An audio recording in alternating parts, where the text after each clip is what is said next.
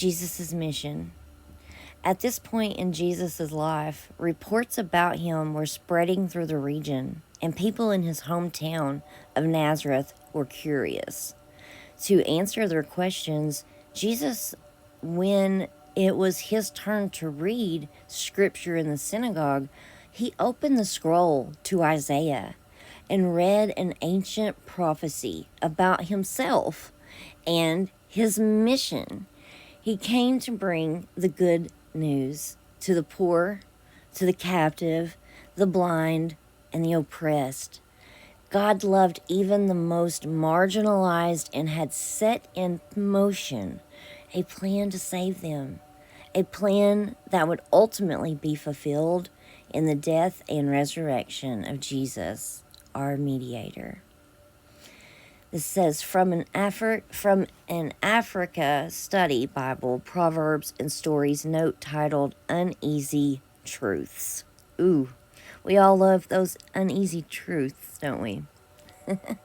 The people of Nazareth turned against Jesus because they thought Jesus was condemning them with his references to the Gentiles who received God's grace instead of Jews. And you can see that's found in Luke 4:23 through 28.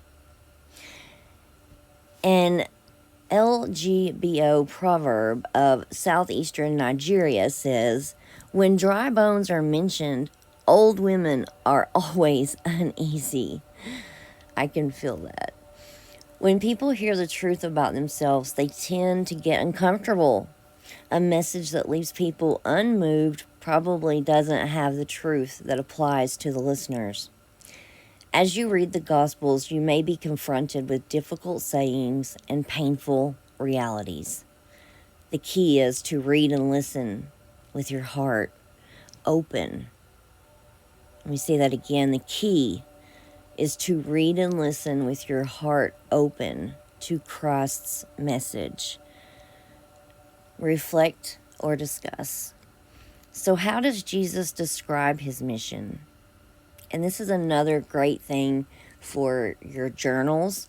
I am going to be doing a video later today about how you can DIY at home your new prayer journals, your new study journal, whatever you want to call it. I am a writer, so I write everything down. These questions are great to write down and write the answer in your little journal thing and look back on